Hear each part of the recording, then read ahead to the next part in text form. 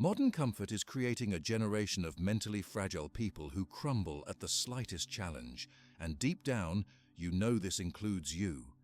But 2,300 years ago, Epictetus, a slave who became Rome's most sought-after teacher, revealed 6 principles that transform weakness into ironclad resilience. His students included emperors and generals who used these exact methods to conquer nations and build empires. Today, you're going to discover how these same ancient techniques can demolish the invisible prison of your comfort zone and unlock a version of yourself you didn't know existed. Subscribe to the channel, leave your like and comment where in the world you're watching from, because now I'm going to tell you everything. Have you ever found yourself sitting at your desk, heart racing as you stare at an email you need to send? It's not even a particularly difficult message, just setting a boundary with a colleague who consistently interrupts your work. Yet your finger hovers over the send button, frozen. You close the draft, telling yourself, "I'll deal with this tomorrow when I'm feeling more confident." This seemingly small moment of avoidance isn't just your personal struggle. It's the symptom of a modern epidemic that's quietly eroding our collective resilience. We've become increasingly allergic to discomfort, retreating into safety zones that shrink with each avoided challenge. The comfort crisis is measurable. Research from the American Psychological Association shows that 70% of adults report feeling too uncomfortable to address even minor conflicts at work or home. A university study tracking resilience metrics across generations found that tolerance for everyday discomfort has decreased by 48% in just 2 decades. We're not imagining this shift.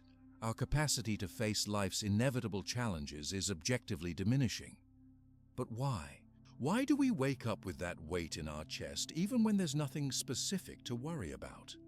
Why does sending a simple email or making a routine phone call trigger an anxiety response better suited to facing a predator in the wild? The answer lies in what I call the modern paradox. We have more comfort than any humans in history, yet less peace of mind. Our environment has been engineered to eliminate friction, one-click deliveries, entertainment algorithms that never challenge our views, and technology that shields us from the smallest inconveniences. The result? Our resilience muscles have atrophied from disuse. Here's where the ancient Stoics enter our story with a solution so powerful it feels like it was designed specifically for our modern predicament. 2,000 years ago, a man named Marcus Aurelius, quite literally the most powerful person in the world as Emperor of Rome, would wake at 5 in the morning to write reminders to himself about how to control his anxiety. Think about that for a moment. The ruler of the known world, facing constant threats of assassination, war, and plague, developed practical techniques to manage his mental state. His private journals, never intended for publication, reveal something remarkable. The same patterns of worry, frustration, and avoidance that plague us today troubled even him.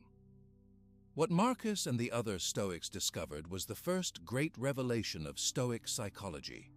There is a space between stimulus and response. Between what happens to us and how we react to it lies a critical moment of choice, a pause that contains our freedom. Let me ask you to try something right now, wherever you are. For the next 30 seconds, simply feel your breath moving in and out while continuing to listen to my words.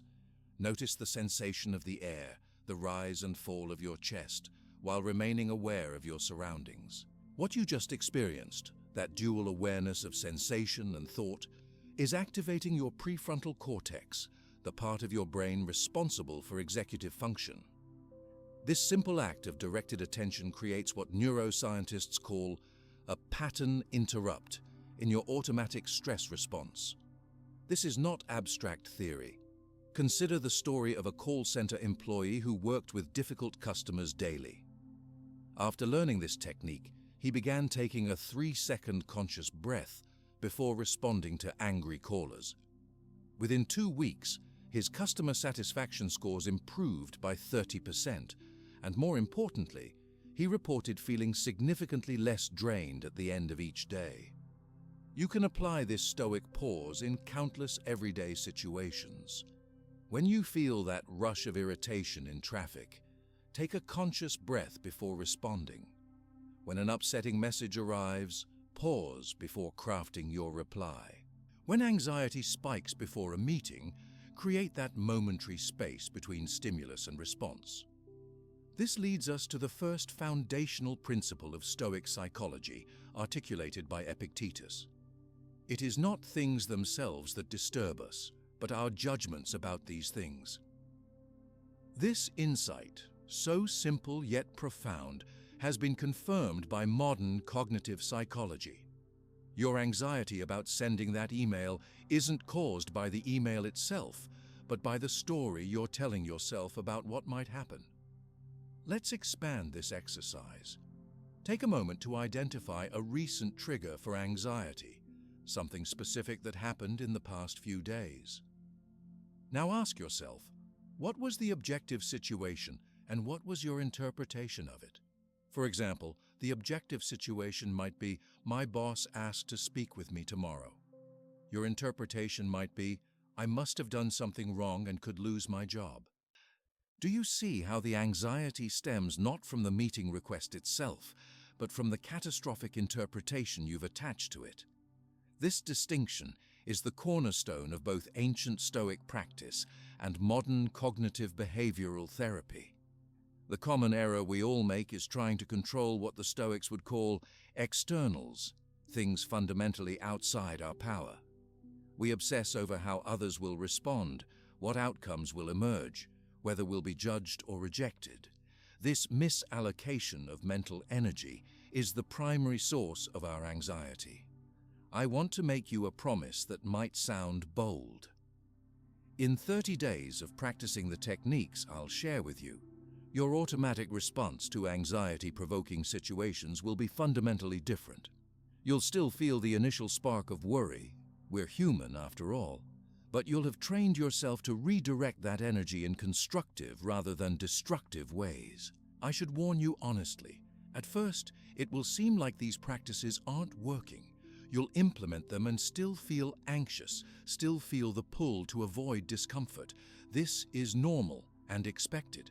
The neural pathways of anxiety have been strengthened through years of repetition. Creating new pathways takes consistent practice and time. But before we move forward, we need to understand the most fundamental tool the Stoics created, a distinction so powerful that it reorganizes your entire approach to daily challenges. Imagine being Epictetus, a man born into slavery, whose body was broken by his master's cruelty. By all accounts, he should have been crushed by life's brutality. Yet he developed a mental freedom so profound that Roman generals and even emperors sought his counsel on developing unshakable resilience. What was his secret? Epictetus discovered something that neuroscience has only recently confirmed. We suffer not primarily from events themselves, but from our reaction to those events. More specifically, we suffer when we exhaust ourselves trying to control things fundamentally beyond our control. To understand this better, imagine two concentric circles. The inner circle contains everything within your control: your judgments, your efforts, your intentions, your responses. The outer circle contains everything outside your control: other people's opinions, external events, the past, most outcomes. Take a moment right now to consider your biggest current worry. Is it primarily about something in the inner circle or the outer circle? If you're like most people, you'll realize that much of your anxiety centers on the outer circle, things you cannot directly control. This misplaced focus is draining your mental energy without producing results. It's like trying to stop rain by yelling at the sky, exhausting and futile. This distinction between what we can and cannot control might seem simple, but applying it consistently creates a profound transformation in how you experience daily challenges. A manager who learned this technique described how it helped him during an unexpected layoff. Instead of spiraling into worst-case scenarios about my future, I focused exclusively on updating my resume, reaching out to my network, and maintaining a positive attitude during interviews. The situation was still difficult, but my anxiety decreased dramatically when I stopped trying to control the uncontrollable. The neurological impact of this shift in focus is measurable. When you redirect attention from uncontrollable external events to controllable internal responses, activity in your amygdala, the brain's alarm system, decreases, while activity in the prefrontal cortex increases. This physiological shift transforms anxiety into focused attention. You can apply this insight in countless situations. When someone doesn't respond to your message, focus on the quality of your communication rather than their response time. When preparing for an important presentation, focus on your preparation and delivery rather than how the audience might react. When facing a health concern, focus on your lifestyle choices and medical compliance rather than fixating on outcomes. The most common error in applying this principle is trying to control results rather than efforts. We tell ourselves, I need to make this project successful, outcome, rather than, I need to bring my best effort and skills to this project, process. This subtle shift from outcome focus to process focus creates an immediate reduction in anxiety. I encourage you to do an exercise right now. Take out a piece of paper and draw 2 circles, one inside the other. In the inner circle, list everything related to your current challenge that you can directly control. In the outer circle, list everything you cannot control. Now make a commitment to focus 100% of your energy on the inner circle for the next week. What you'll experience is nothing short of liberation. By releasing the outer circle from your sphere of concern, you'll reclaim perhaps 70% of mental energy currently being wasted on unproductive worry. This energy becomes available for creative problem-solving, present-moment awareness, and genuine connection with others. To make this a daily practice, spend 3 minutes each morning reviewing your inner and outer circles. This simple ritual will gradually retrain your attention patterns, creating a new default response to challenging situations. Business executives who use this technique report making better decisions under pressure because they've learned to focus exclusively on variables they can influence rather than those beyond their control. Instead of being paralyzed by the many things that might go wrong, they direct their attention to the specific actions they can take right now. But separating what we can control from what we can't is just the beginning of the Stoic toolkit. The ancient philosophers developed a technique for facing our greatest fears that's so powerful it's used today by Olympic athletes and CEOs alike. Seneca, one of the wealthiest men in Rome, would regularly do something that seemed like madness to his contemporaries. He would dress in rags, sleep on a hard floor, and eat the plainest food. This wasn't some form of self-punishment or asceticism. It was a deliberate psychological exercise called premeditatio malorum, the premeditation of adversities. When you understand this practice, your biggest fears will begin to lose their power over you, and you'll develop the capacity to face challenges that currently seem overwhelming. Epictetus, even while physically chained, discovered a freedom that no one could take away from him. This man, born into slavery and physically disabled from abuse by his master, had every reason to be crushed by life's cruelty. Yet he developed a mental framework so powerful that even Roman generals and emperors sought his counsel. What was his secret? A distinction between 2 circles that can reorganize your entire life. At the core of Epictetus's teaching was a revolutionary idea. Some things are within our control, while others are not. This sounds deceptively simple, but understanding this distinction, really understanding it, is like discovering a superpower hidden in plain sight. It's the difference between endless frustration and genuine peace of mind. Picture 2 concentric circles.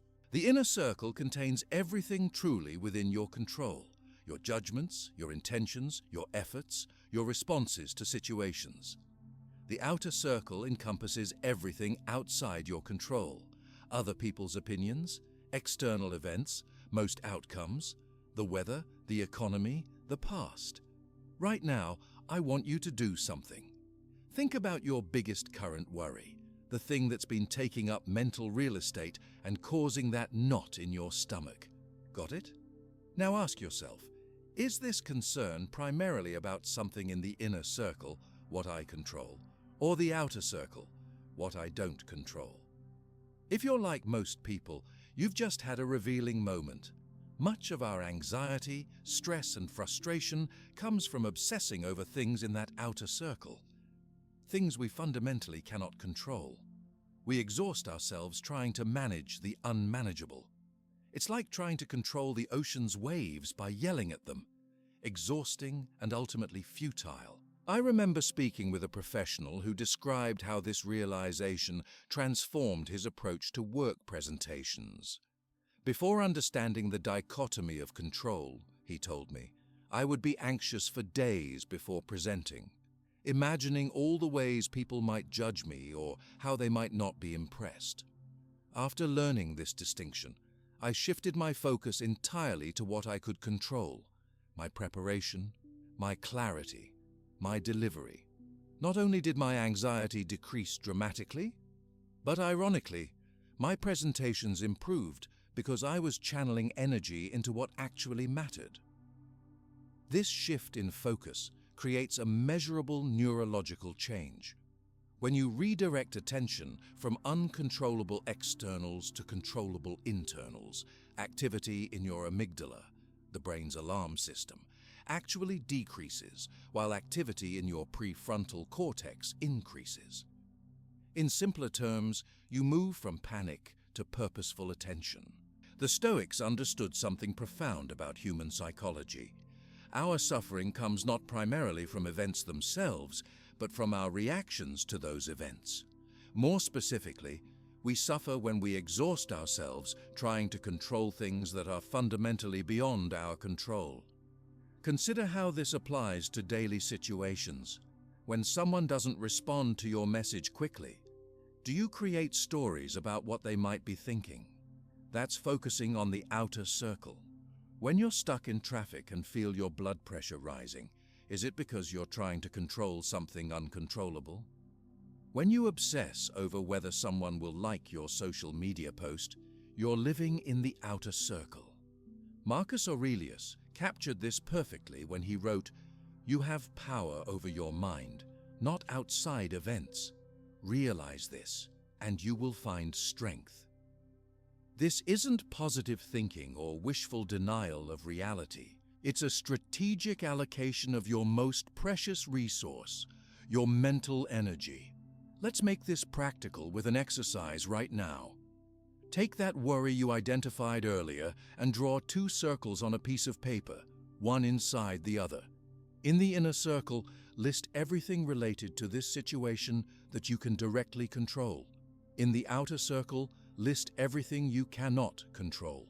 For the next week, I want you to commit to focusing 100% of your attention and effort only on what's in the inner circle. Go ahead and pause for a moment to do this exercise. I'll wait. What you've just done is the essence of Stoic wisdom, separating what you can control from what you can't. This simple distinction can transform how you approach every challenge in your life. The story of a manager who used this technique during an unexpected job loss illustrates its power. "When I was laid off without warning," she explained, "my mind immediately went to all the things I couldn't control: the economy, the company's decisions, the timing. I was spiraling into worst-case scenarios. Then I remembered the 2 circles. I took out a paper and made my lists.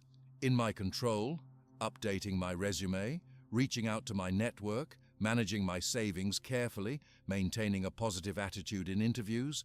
Outside my control, hiring freezes, other applicants, recruiters' biases. By focusing exclusively on my inner circle, my anxiety decreased by at least 70%, and I actually took effective action instead of just worrying. Here's where many of us make a critical error. We try to control outcomes rather than processes. We say, I need to make this project successful, an outcome that depends on many factors outside our control, rather than, I need to bring my best effort, skills, and focus to this project, a process entirely within our control. This subtle shift from outcome focus to process focus creates an immediate reduction in anxiety. The dichotomy of control isn't about becoming passive or fatalistic. It's about becoming strategic with your energy. By releasing the outer circle from your sphere of concern, you reclaim the vast amount of mental energy currently being wasted on unproductive worry. This energy becomes available for creative problem solving, present moment awareness, and genuine connection with others. To make this a daily practice, spend 3 minutes each morning reviewing your inner and outer circles. This simple ritual will gradually retrain your attention patterns, creating a new default response to challenging situations. As Epictetus advised, make the best use of what is in your power and take the rest as it happens. I've seen this principle transform how people handle relationships. When we try to control how others feel about us or respond to us, we create enormous anxiety and often damage the very connections we are trying to strengthen. By focusing instead on bringing our authentic selves, listening genuinely, and responding with integrity, all things within our control, relationships often flourish precisely because we've stopped trying to manipulate outcomes. A sales professional I worked with described how this framework transformed his approach. I used to be paralyzed before important client meetings, obsessing over whether they'd sign the contract. When I switched to focusing only on delivering the best presentation I could prepare, regardless of outcome, my anxiety dropped, and ironically, my close rate increased by 30%. This isn't coincidence. When we stop trying to control outcomes, we become more present, more authentic, and more effective. Our desperation to control results often creates exactly the tension and pressure that sabotages those results. The application of this principle extends to every area of life. With health concerns, focus on your habits, medical compliance, and lifestyle choices rather than fixating on outcomes you can't fully control. In parenting, focus on providing guidance, support, and consistent love rather than trying to control who your children become. In creative pursuits, focus on the work itself rather than how it will be received. Executives who use this framework report making better decisions under pressure because they've learned to focus exclusively on variables they can influence rather than those beyond their control. Instead of being paralyzed by the many things that might go wrong, they direct their attention to the specific actions they can take right now. Some people misinterpret this principle as an invitation to passivity. If so much is outside my control, they ask, why try at all? This misses the point entirely. The Stoic approach doesn't diminish your agency. It focuses it precisely where it can be effective. By releasing the energy wasted on the uncontrollable, you become more powerful in areas where you can make a difference. Others worry that accepting what's outside their control means accepting injustice or hardship without resistance. Again, this misunderstands the principle. The dichotomy of control doesn't tell you what to care about. It helps you be strategic about how you channel that care into effective action. You can work passionately for justice while recognizing that specific outcomes aren't entirely in your control. To fully integrate this principle, I recommend starting with small, everyday applications. The next time you're stuck in traffic, notice your impulse to become frustrated about something you cannot change. Consciously shift your focus to what you can control, perhaps using the time to listen to something enriching, practice deep breathing, or simply be present with your thoughts. These small shifts build the mental muscle that can handle bigger challenges. Let me emphasize something important. This practice takes time. Your mind has spent years dwelling in the outer circle, worrying about things you cannot control. Rewiring these patterns requires consistent practice and self-compassion when you inevitably slip back into old habits. The Stoics understood that philosophy wasn't just about understanding principles, but about daily practice. As a maintenance practice, I suggest doing a quick control check whenever you notice yourself becoming anxious or frustrated. Simply ask, is what I'm focusing on in my inner circle or outer circle? This single question can interrupt the spiral of unproductive worry and redirect your attention to constructive action. Over time, you'll notice something remarkable happening. Your default responses begin to change. Situations that would have triggered hours of anxiety now prompt a calm assessment of what's within your control. This isn't suppression of emotions, but a healthier relationship with them. You still feel disappointment, concern, or frustration, but these emotions no longer hijack your ability to respond effectively. Seneca captured this beautifully when he wrote, "We suffer more often in imagination than in reality." When we fixate on the outer circle, all the things that might happen, what people might think, how situations might unfold, we create suffering in advance, most of which never materializes. By returning our focus to the inner circle, we engage with actual reality rather than frightening fantasies. But separating what we can control from what we can't is just the beginning of the Stoic toolkit. The ancient philosophers developed a technique for facing our greatest fears that's so powerful it's used today by Olympic athletes and successful business leaders alike. Seneca, one of the wealthiest men in Rome, would regularly do something that seemed like madness to his contemporaries. He would dress in rags, sleep on a hard floor, and eat the plainest food. This wasn't some form of self-punishment or asceticism. It was a deliberate psychological exercise called premeditatio malorum, the premeditation of adversities. When you understand this practice, your biggest fears will begin to lose their power over you, and you'll develop the capacity to face challenges that currently seem overwhelming. Have you ever noticed how the fear of what might happen is almost always worse than what actually happens? That nagging worry before a job interview, the anxiety before having a difficult conversation.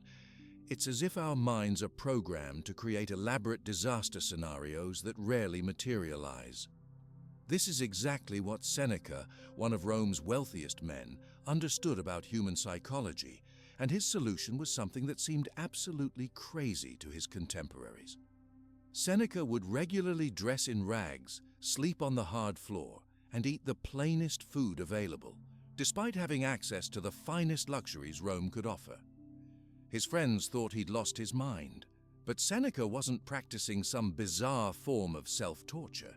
He was implementing a sophisticated psychological technique that neuroscience has only recently begun to validate. This practice, which the Stoics called premeditatio malorum, or the premeditation of adversities, wasn't about pessimism or expecting the worst. It was a strategic mental exercise designed to eliminate the surprise factor that makes challenges overwhelming. Think of it as psychological vaccination, exposing yourself to a small, controlled dose of difficulty to build immunity against full-blown anxiety when real challenges arise.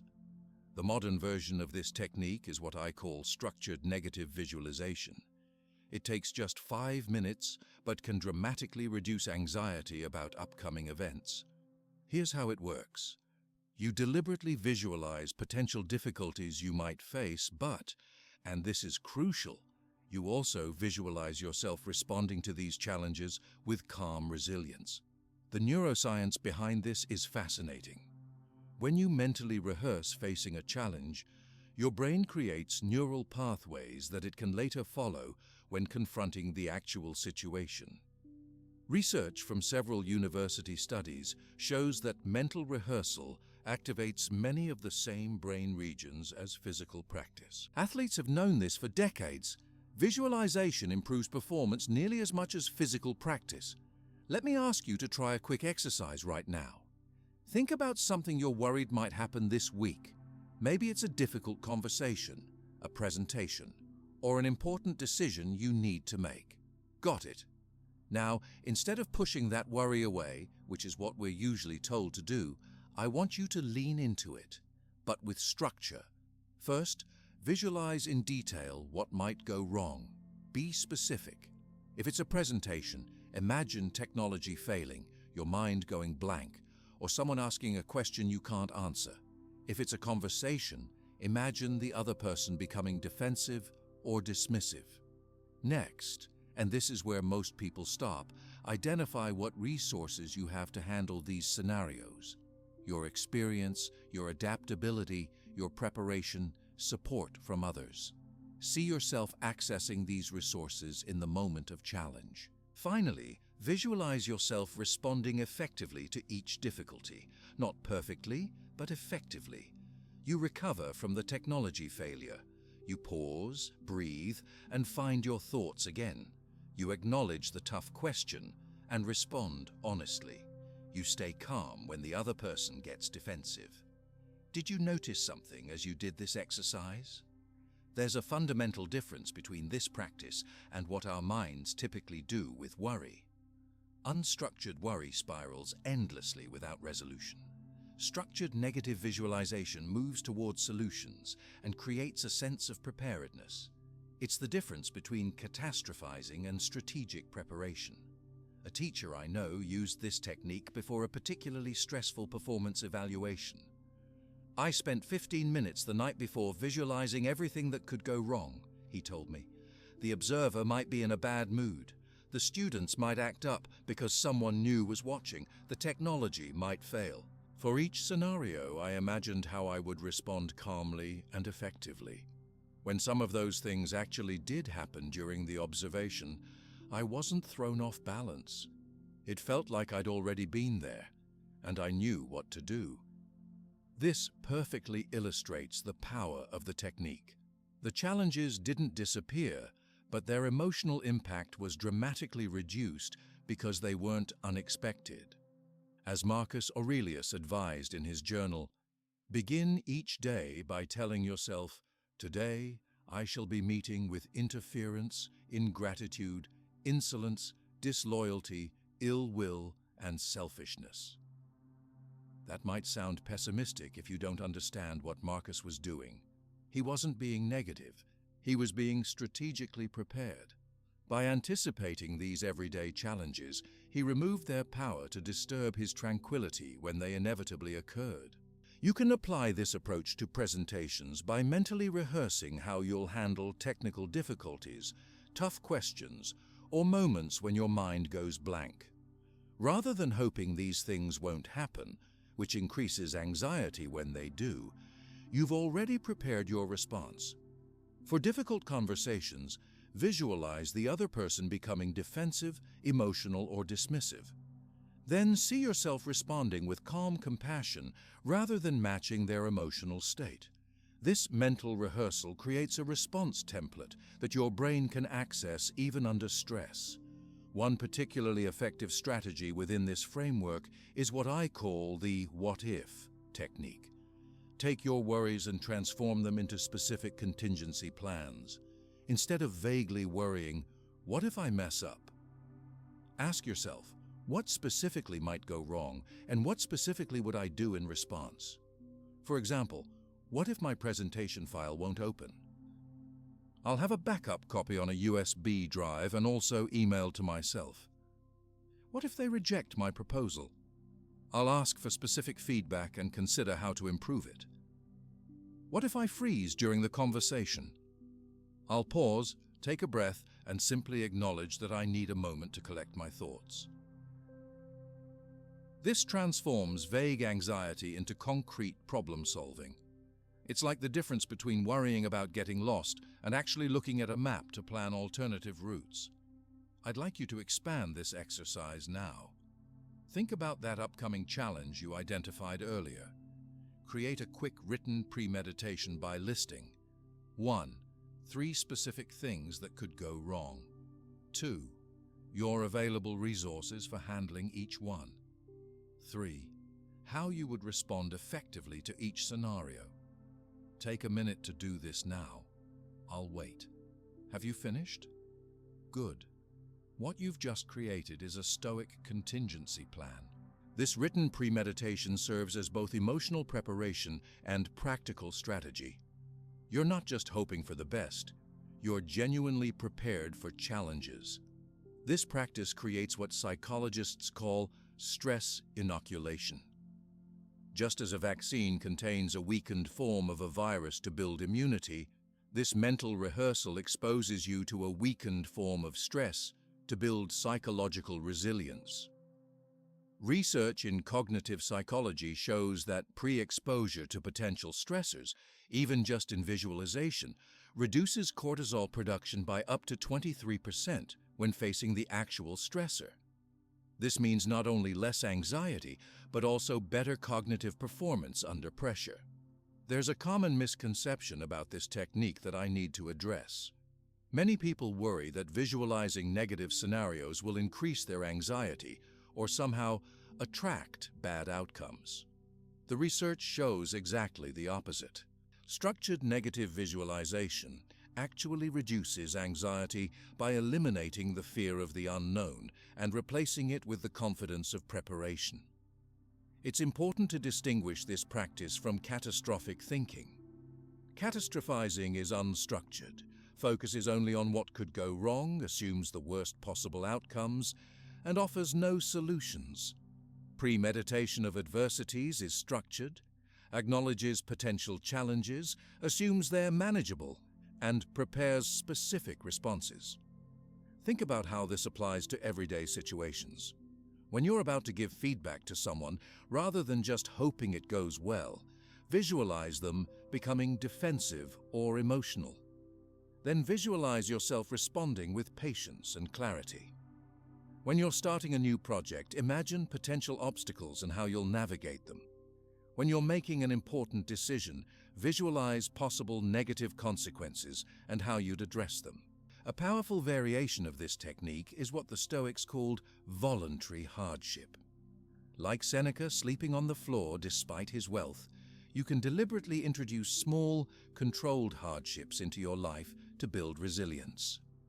Take a cold shower, skip a meal, walk instead of drive, sleep without a pillow for one night. These aren't acts of random self-torture. They're calibrated exercises for your resilience muscles. When you voluntarily embrace these minor discomforts, something remarkable happens. Your brain begins to separate discomfort from danger. This distinction is crucial because most of what keeps you trapped in anxiety isn't fear of actual harm, but fear of the uncomfortable sensations of growth and challenge. One business professional who implemented this approach started with just 30 seconds of cold water at the end of his morning shower. "The first week was awful," he admitted, "but by week 3, I noticed something strange. I was more willing to speak up in meetings and have difficult conversations." The connection didn't make sense until I realized that both involved tolerating temporary discomfort for greater benefit. The science supports this experience. Research shows that controlled exposure to minor stressors creates a phenomenon called hormesis, a biological process where exposure to low doses of stressors that would be harmful at higher doses actually produces beneficial effects. It's why exercise works. Controlled stress on muscles makes them stronger, and why our immune systems develop through exposure to pathogens. To integrate this practice into your daily life, I recommend starting with a simple weekly exercise. Each Sunday evening, take 5 minutes to visualize potential challenges in the coming week. For each one, see yourself responding with calm resilience rather than frustration or anxiety. This mental rehearsal creates neural pathways that your brain can follow when the real situation arises. For immediate application, before your next potentially stressful event, whether a presentation, difficult conversation, or important decision, take 3 minutes to visualize. 1. What specifically might go wrong? 2. What resources you have available to handle it? 3. How you would respond effectively. This small investment of time will dramatically reduce your anxiety and improve your performance. As Seneca wrote, we suffer more often in imagination than in reality. By facing difficulties in imagination first, with structure and preparation, you reduce their power to make you suffer when they actually occur. Remember, the goal isn't to eliminate all possible problems. That's impossible. The goal is to develop the confidence that comes from knowing you can handle whatever challenges arise. This confidence doesn't come from positive thinking or affirmations, but from the genuine psychological preparation that premeditation provides. As with all Stoic practices, consistency matters more than perfection. You might forget to do this before some challenging situations, or you might do it and still feel anxious. That's normal. What matters is developing the habit of mentally rehearsing challenges rather than just hoping they won't happen. Over time, you'll notice something remarkable. Situations that once would have completely derailed you become manageable. Not because the situations have changed, but because your relationship to challenge has transformed. You've developed what the Stoics considered true freedom. Not the absence of obstacles, but the ability to respond to them with wisdom and tranquility. Marcus Aurelius, before each interaction with difficult people, repeated 3 phrases to himself that completely changed how he viewed irritating individuals. These 3 phrases, which you can use today, have the power to transform frustration into understanding in seconds. The first begins with, "Remember that," and is so powerful that it can save relationships on the brink of collapse. Let me show you how these simple words can change everything about your difficult interactions. The 3 phrases that Marcus Aurelius used before meeting difficult people have transformed countless relationships throughout history. Imagine facing someone who consistently irritates you, perhaps a colleague who interrupts your presentations, a family member who dismisses your feelings, or that neighbor who seems determined to test your patience. In these moments, our natural response is frustration, even anger. But Marcus discovered something profound. With 3 simple mental shifts, he could transform these interactions completely. The first phrase Marcus would tell himself was, "Remember that no person acts wrongly on purpose." This may sound naive at first glance. After all, don't people intentionally cause harm sometimes? But Marcus understood something deeper about human psychology, something modern research has confirmed. People act according to what they perceive as right or beneficial in that moment, even when their behavior seems obviously wrong to others. Think about it. Even the most irritating person in your life believes they have good reasons for their actions. The colleague who interrupts you likely thinks their point is crucial and time-sensitive. The family member who dismisses your feelings may believe they're helping you toughen up. The difficult neighbor might be acting from their own unaddressed wounds or misconceptions.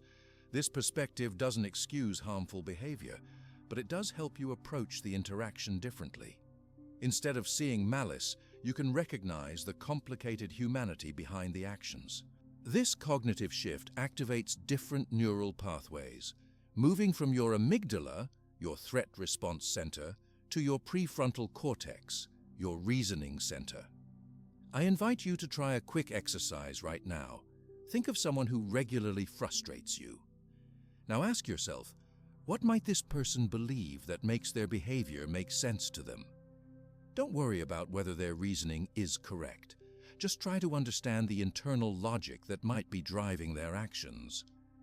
Can you glimpse a perspective where their behavior seems rational to them, even if misguided?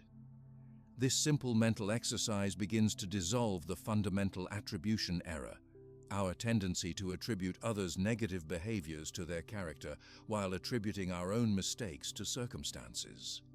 As Epictetus noted, when someone irritates you, know that they are irritating your mind. That's why you must begin by guarding your mind. This first phrase helps you guard your mind against automatic negative judgments. The second phrase Marcus would repeat was, "What harm has this person actually done me?" This question invites us to separate minor irritation from genuine harm, a distinction many of us fail to make. In modern life, we often treat someone cutting us off in traffic with the same emotional intensity as a serious betrayal. This disproportionate response drains our energy and damages relationships unnecessarily. When you ask, what harm has actually been done? You'll frequently discover the answer is very little. The person who sent a terse email hasn't harmed you. They've just failed to communicate in your preferred style. The friend who forgot your birthday hasn't damaged you. They've just disappointed an expectation. The stranger who was rude hasn't diminished your worth. They've simply revealed their own temporary state. A manager I know used this phrase when dealing with a consistently negative team member. Before our interactions, I'd remind myself that his pessimism hadn't actually harmed our results. It was just uncomfortable for me to hear. This small shift helped me respond to his concerns objectively rather than defensively. Eventually, I realized some of his negativity was actually valuable risk assessment that others were missing. This distinction between discomfort and harm is crucial for emotional regulation. Much of what we interpret as harmful is merely uncomfortable, and discomfort is something we can learn to tolerate without defensive reactions. Seneca understood this when he wrote, "It is not the man who has too little who is poor, but the one who hankers after more." Similarly, it is not the person facing criticism who is harmed, but the one who cannot tolerate the discomfort of feedback. To practice this second phrase right now, think about a recent situation where someone upset you. Ask yourself honestly, what actual harm did this cause me? Distinguish between your emotional reaction, which is internal, and genuine external harm. You might be surprised to discover how often the answer is none at all or very little. This doesn't invalidate your feelings, but it helps place them in perspective. The third phrase Marcus would remind himself was, "This person is also mortal and flawed like me." This acknowledgement of shared humanity might seem obvious, but in moments of frustration, we often subconsciously dehumanize those who irritate us. We forget that they too experience insecurities, make mistakes, and struggle with their own challenges. This recognition of common humanity activates our capacity for empathy, not as an abstract concept, but as a lived experience. Neurologically, it engages our mirror neurons, allowing us to see ourselves in others. This doesn't mean excusing harmful behavior, but it prevents us from creating the artificial separation that fuels conflict. A parent described how this phrase transformed interactions with their teenager. "When my daughter would roll her eyes or respond sarcastically, I'd feel disrespected and react harshly. Then I started reminding myself that she's learning to navigate complex emotions just as imperfectly as I did at her age. This didn't make her behavior appropriate, but it helped me respond with steadiness rather than escalating the situation." The power of these three phrases comes from addressing what psychologists call the fundamental attribution error, our tendency to explain others' behavior based on their character. "She's inconsiderate," while explaining our own based on circumstances. "I was under pressure."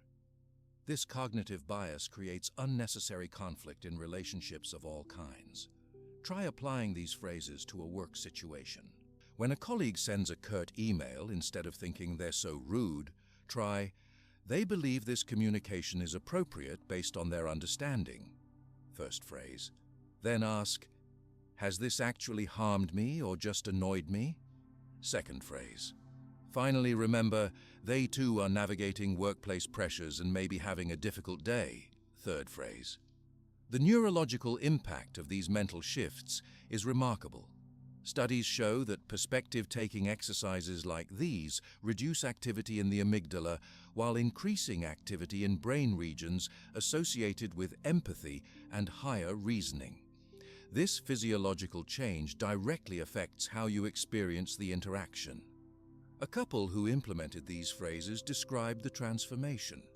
We had fallen into a pattern where every disagreement became about character flaws. Using these phrases helped us separate behavior from identity. Instead of "you're selfish," we could address specific actions without attacking each other's core. Within weeks, our conflicts became productive conversations rather than emotional battles. To integrate these phrases into your daily life, I recommend creating a simple trigger. Perhaps you'll place a small reminder on your desk or set your phone background with the words, "Remember that." When you notice yourself becoming frustrated with someone, this visual cue will prompt you to run through the 3 phrases before responding.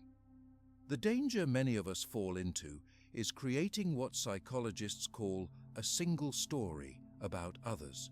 We reduce complex human beings to one-dimensional characters based on limited interactions. "She's always negative. He never listens. They only care about themselves."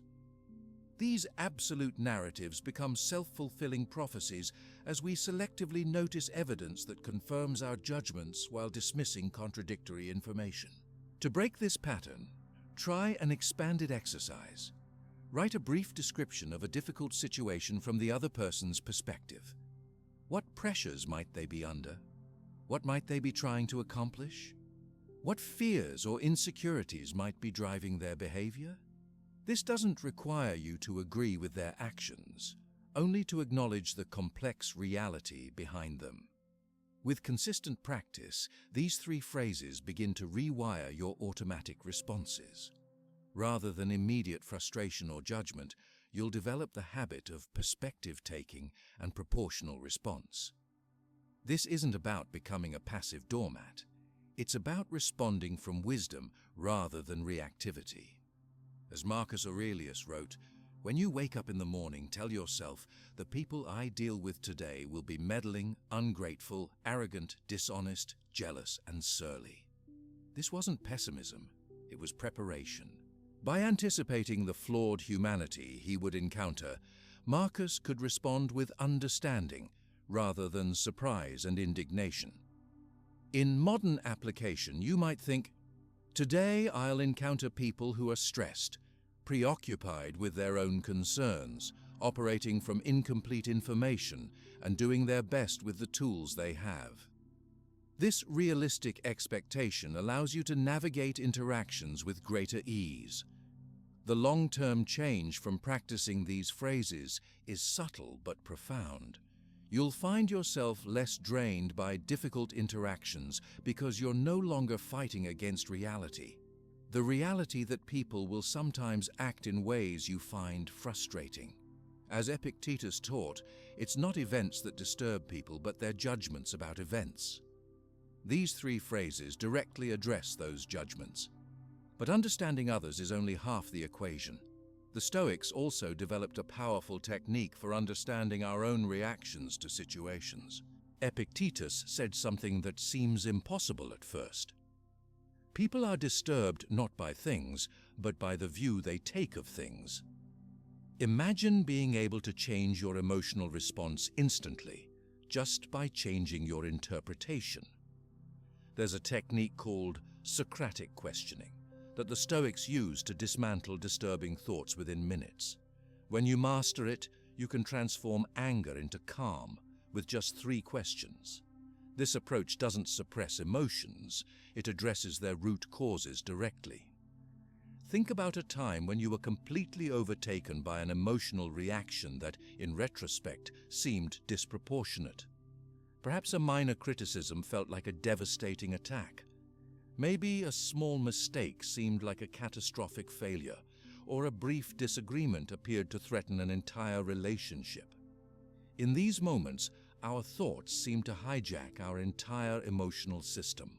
The Stoics understood that these overwhelming reactions don't come from events themselves, but from our rapid, often unconscious interpretations. And they developed a methodical approach to examining those interpretations before they spiral out of control. When you learn this Socratic questioning method, you'll have a tool that can transform your emotional landscape in moments of stress, giving you the power to respond rather than merely react. Do you know that feeling when a thought seems to completely hijack your mind? One moment you're calm, and the next you're in a spiral of anxiety or anger that feels impossible to escape. It happens to all of us. A colleague makes a comment that stings, and suddenly your internal narrative is screaming that everyone thinks you're incompetent.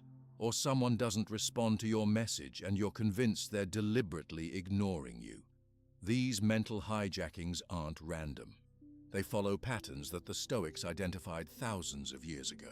Epictetus made an observation that initially sounds impossible but contains profound wisdom. People are disturbed not by things, but by the view they take of things. Think about that for a moment. It's not the event itself that causes our emotional turmoil, but our interpretation of that event. This insight isn't just philosophical. It's been confirmed by decades of research in cognitive psychology. The same situation can trigger wildly different emotional responses in different people, or even in the same person at different times. The Stoics developed a practical method to examine these interpretations before they spiral out of control. I call it Socratic questioning, based on Socrates' method of systematically examining assumptions. It involves asking three simple but powerful questions. Is it true? Is it useful? And is it within my control? Let's try a quick exercise right now. Think of a thought that recently caused you distress. Maybe it was, my presentation was a complete disaster, or they don't respect my time, or I'll never get better at this. Got one? Good. Now let's apply the three Socratic questions. First, ask yourself, is this thought absolutely true? Not partially true or true from one perspective, but completely, objectively true. Can you prove it beyond any doubt? Most of our disturbing thoughts can't pass this test. My presentation was a complete disaster, ignores any positive aspects or learning opportunities. They don't respect my time, assumes knowledge of others' intentions that we simply don't have. When we examine these thoughts carefully, we often find their exaggerations, assumptions, or one-sided interpretations rather than objective facts. The second question, is this thought useful? Examines the practical value of your interpretation. Even if a thought contains some truth, it might not be helpful to focus on it. Asking yourself, what's wrong with me? After a mistake might contain a kernel of truth. We all have weaknesses, but it rarely leads to constructive action. Instead, it typically generates shame and paralysis. A more useful question might be, what can I learn from this? Or how can I improve next time? The third question, is this within my control? Connects to the dichotomy of control we discussed earlier. Many of our most disturbing thoughts center on things we cannot influence, other people's opinions, past events, or outcomes that depend on multiple factors. Recognizing when we're focusing outside our sphere of influence allows us to redirect our attention to what we can actually change. These three questions directly address the most common thought distortions that the Stoics recognized and that modern psychology has catalogued. The first major distortion is catastrophic thinking, our tendency to transform possibilities into certainties, usually in the most negative direction. This headache could be a brain tumor. If I make this mistake, my career is over. If they don't like me, I'll be alone forever. Catastrophic thinking takes uncertainty, which is uncomfortable but manageable, and transforms it into certain disaster, which feels overwhelming. The "is it true?" question is particularly effective against this distortion, as it forces us to distinguish between what could happen and what will happen. A professional I worked with described how this question transformed his approach to feedback. Whenever I received constructive criticism, he told me, my mind would immediately jump to, I'm going to be fired. When I started asking, is this absolutely true? I realized I was creating a narrative with no evidence. The feedback was just feedback, information to help me improve, not a prelude to termination. The second common distortion is personalization, taking excessive responsibility for things outside our control or assuming events are targeted at us personally. The meeting went poorly because of my contribution. They didn't wave back because they're mad at me. This problem happened because I'm not good enough. Personalization creates a false sense that we're at the center of events that often have nothing to do with us. The question, "Is this within my control?" helps us recognize when we're assuming responsibility for outcomes that depend on many factors beyond our influence. The third major distortion is mind reading, assuming we know what others are thinking, usually in negative terms. They think my ideas are stupid. Everyone at the party is judging my appearance. My boss thinks I'm not working hard enough. Mind reading creates suffering from pure speculation. We can't access others' thoughts, yet we often react emotionally as if our assumptions were facts. Both the "is it true" and "is it useful?" questions help combat this distortion by highlighting the speculative nature of these thoughts and their limited value. Let me share a story of how this approach transformed one person's experience with imposter syndrome. "Whenever I had to speak in meetings," she explained, "my mind would flood with thoughts like, 'Everyone here is smarter than me,' and 'they're going to discover I don't belong.' These thoughts would paralyze me. I started applying the 3 questions. Is it true that everyone here is smarter than me in every way? No, that's an exaggeration. Is focusing on this comparison useful? No, it distracts me from contributing effectively. Is how others might judge me within my control? No, I can only control my preparation and delivery. This questioning didn't eliminate my nervousness completely, but it reduced it enough that I could function. Over time, as I contributed more in meetings without disaster striking, the imposter thoughts lost their power. They still arise occasionally, but I recognize them as distortions rather than facts. This approach is particularly effective for managing self-criticism. Many of us maintain an internal dialogue that's harsher than anything we would say to another person. "I'm such an idiot. I always mess things up. I'm not good enough." These sweeping absolute statements rarely hold up to the "is it true" question, yet they can dominate our emotional landscape if left unexamined.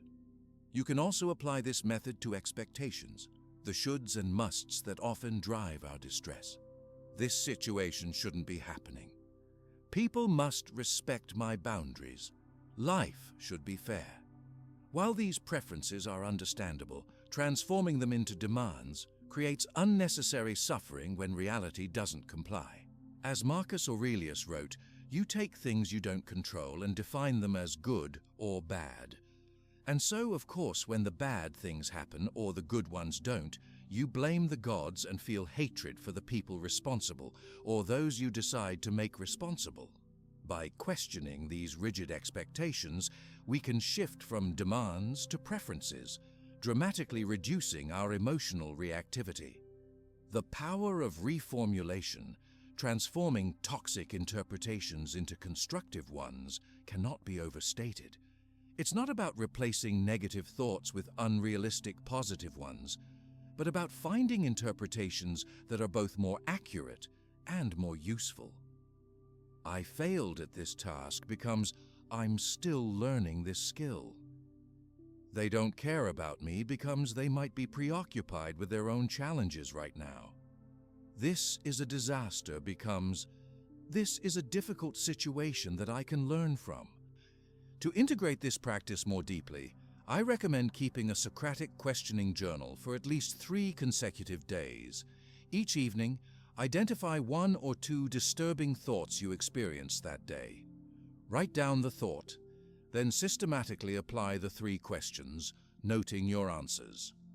Finally, formulate a more balanced perspective based on your answers. The science behind this approach is compelling. Research in cognitive neuroscience shows that questioning our thoughts actually creates new neural pathways. When we repeatedly challenge catastrophic thinking, we literally rewire our brain's default responses.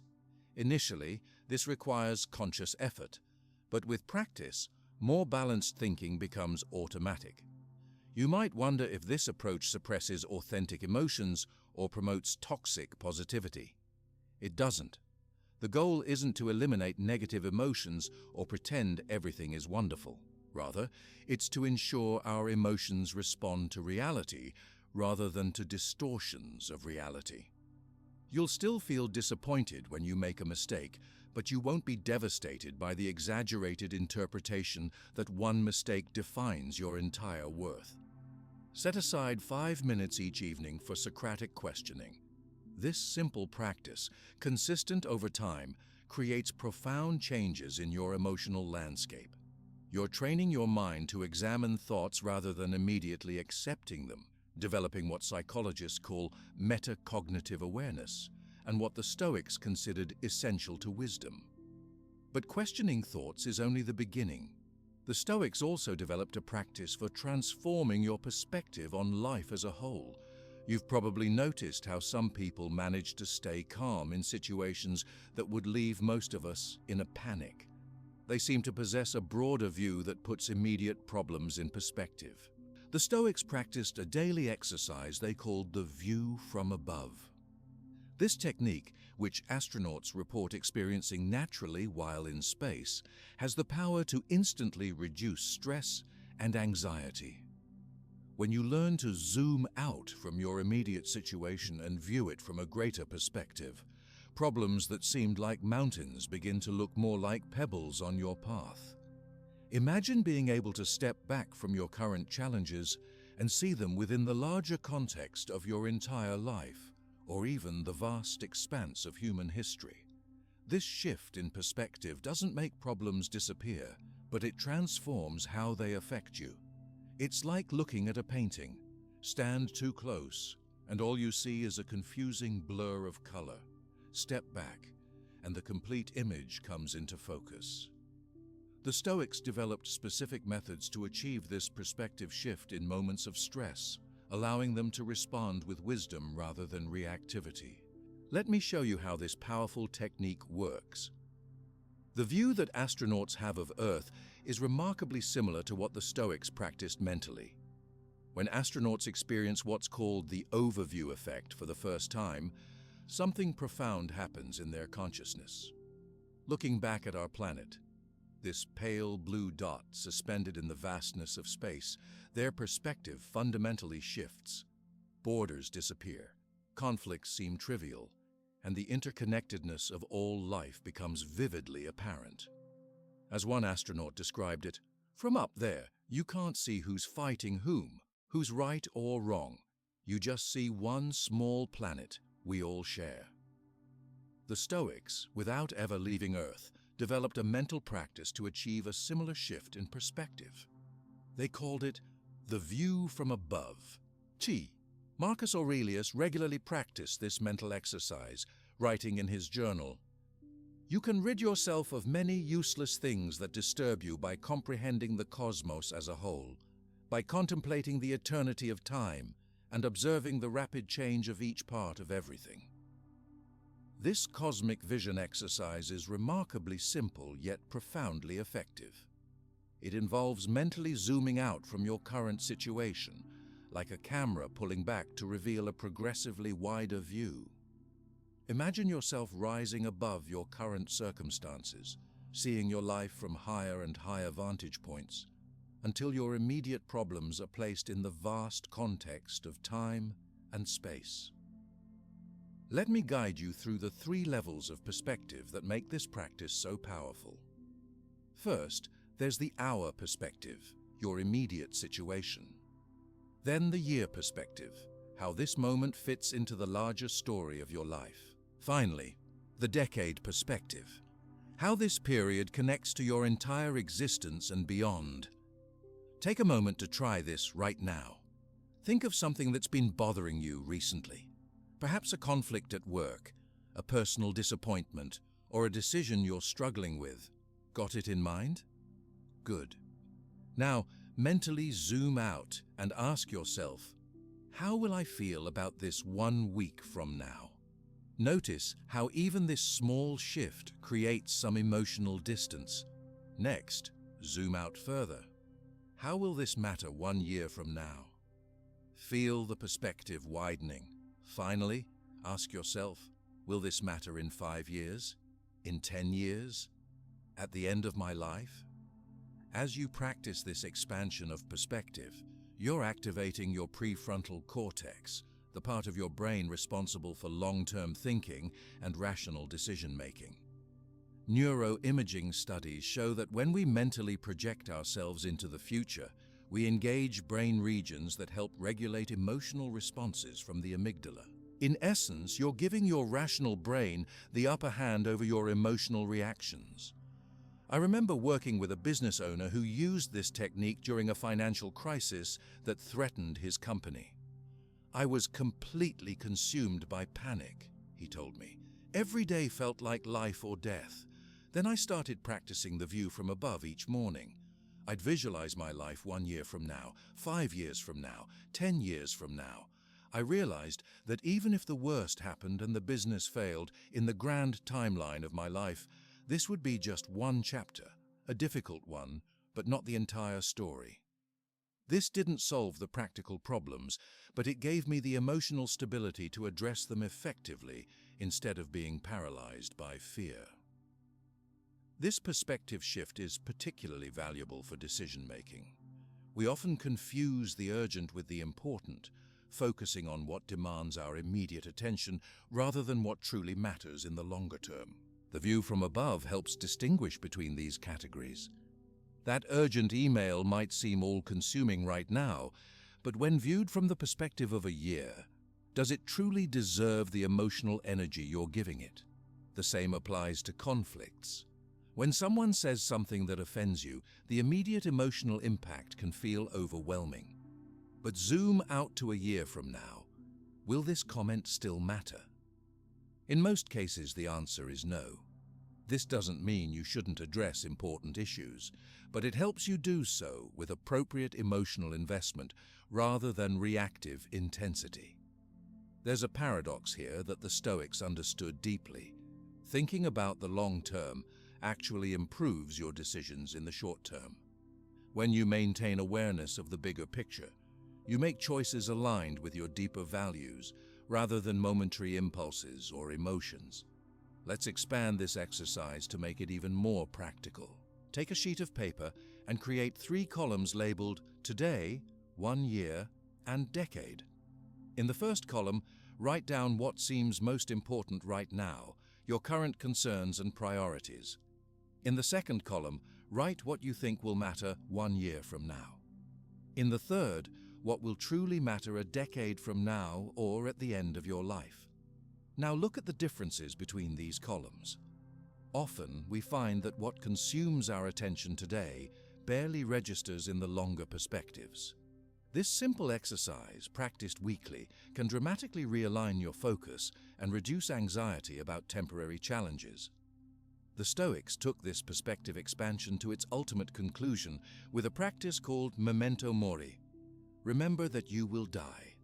Far from being morbid, this contemplation of mortality was intended to clarify what truly matters in life. Seneca wrote, "Let us prepare our minds as if we'd come to the very end of life. Let us postpone nothing. Let us balance life's books each day.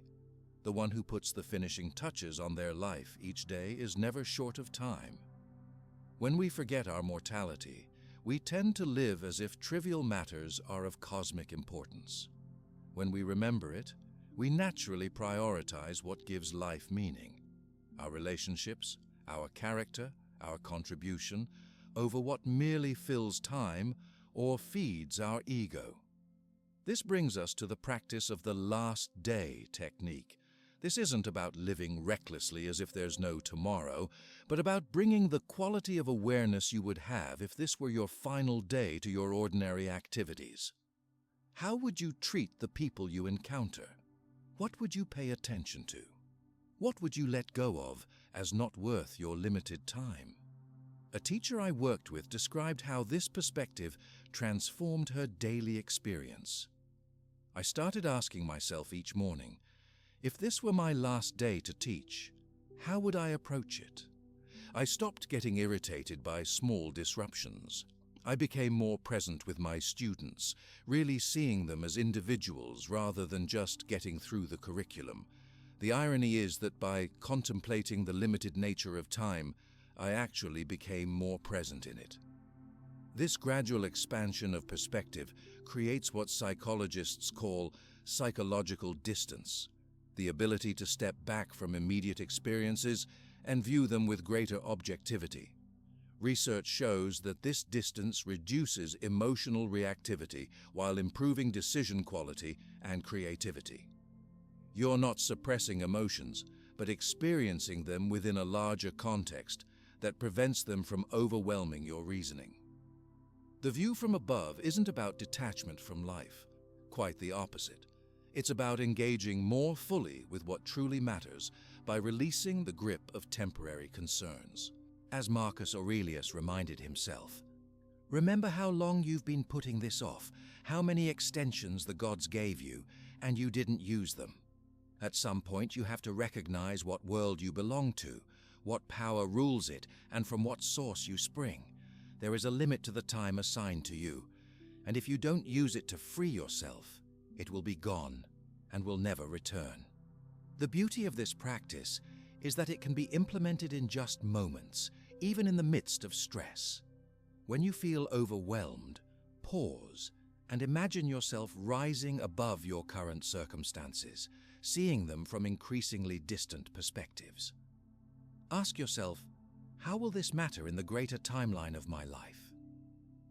As you practice this perspective shift regularly, you'll notice a gradual change in your automatic responses to challenges.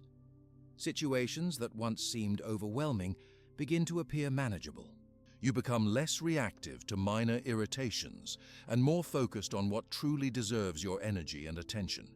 But gaining perspective is only one side of the coin. The Stoics also practiced something that strengthened their capacity to face challenges directly. Seneca, despite being extremely wealthy, regularly practiced what he called voluntary poverty. This wasn't out of masochism, but because he discovered something that elite athletes today understand. Voluntary discomfort is the fastest path to building resilience. There's a daily practice of just 5 minutes that can strengthen your capacity to face any challenge. We'll begin with something as simple as a cold shower. This practice of voluntary discomfort might seem strange at first, but it's based on a profound psychological insight. The more we avoid discomfort, the more power it has over us. Conversely, when we deliberately engage with controlled discomfort, we build what the Stoics considered the ultimate freedom, the ability to maintain equanimity regardless of external circumstances.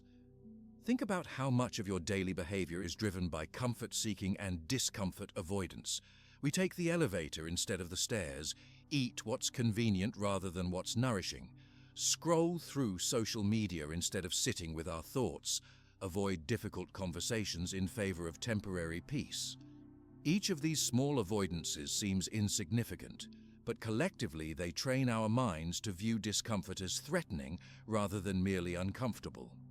The Stoics recognized that this pattern creates psychological fragility.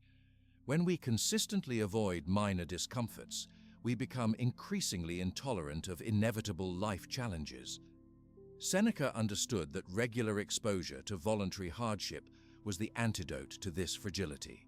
"Set aside a certain number of days," he wrote, "during which you shall be content with the scantiest and cheapest fare, with coarse and rough dress, saying to yourself the while, 'Is this the condition that I feared?'"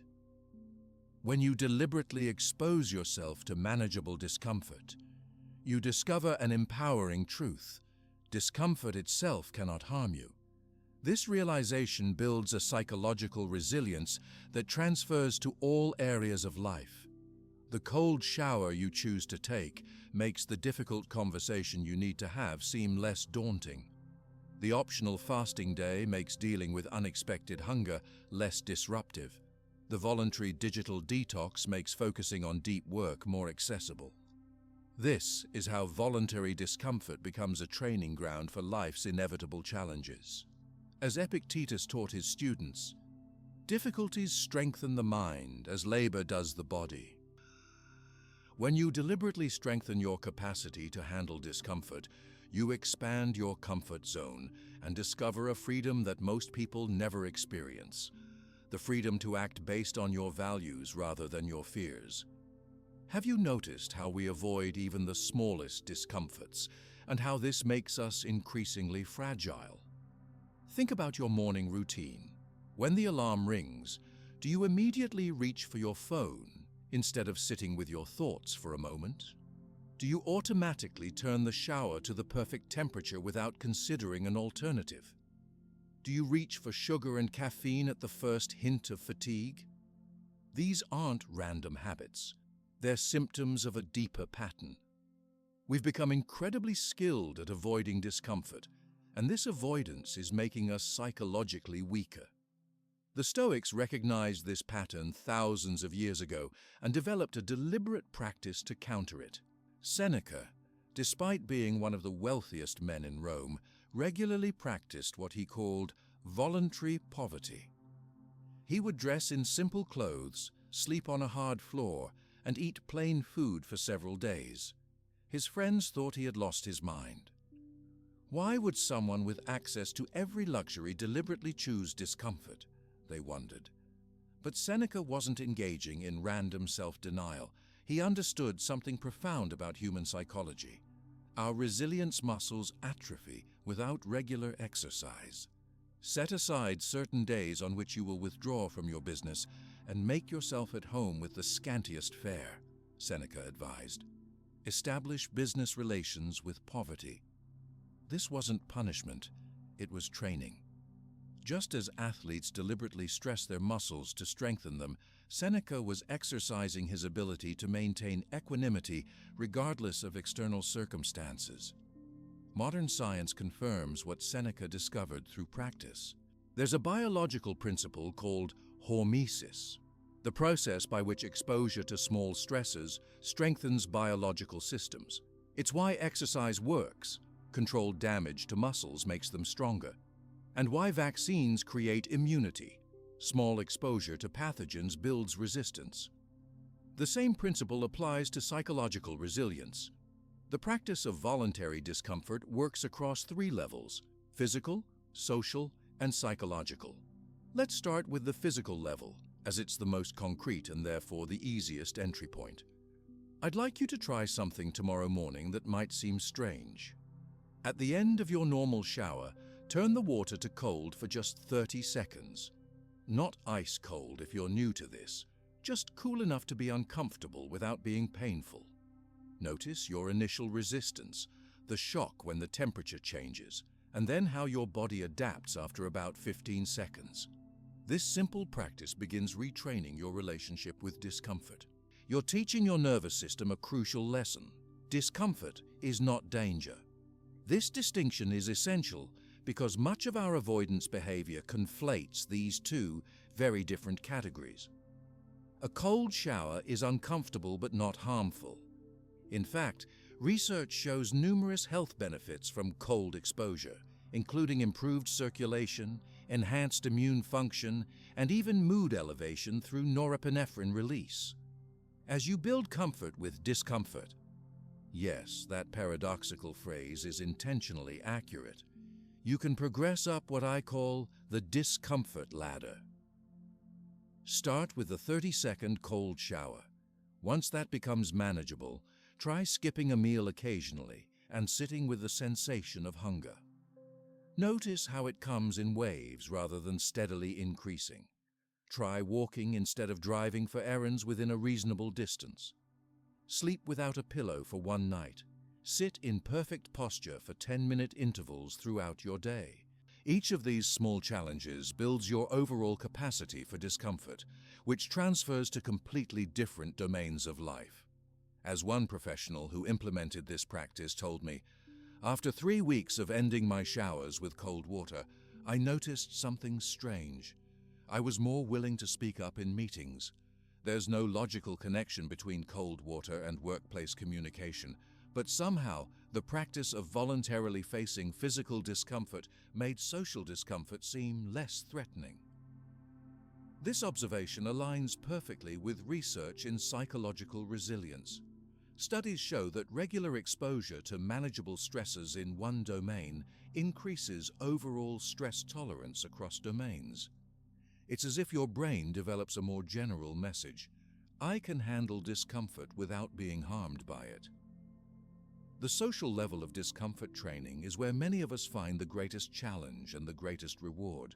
This involves deliberately putting yourself in socially uncomfortable situations, initiating conversations with strangers, expressing unpopular but honest opinions in groups, asking for something expecting rejection, or giving someone specific positive feedback that feels awkward to express. One particularly effective social discomfort practice is to make a small request at a store or restaurant that you would normally avoid making, asking for a discount, requesting a substitution, or sending back food that isn't prepared as ordered.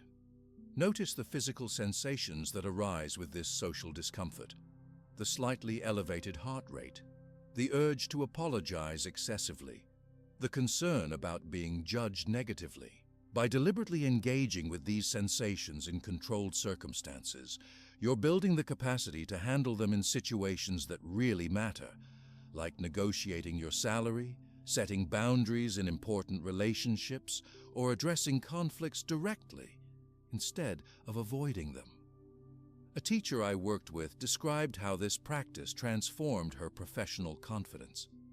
I started with small challenges, making eye contact with strangers, initiating conversations in elevators, asking questions at large meetings.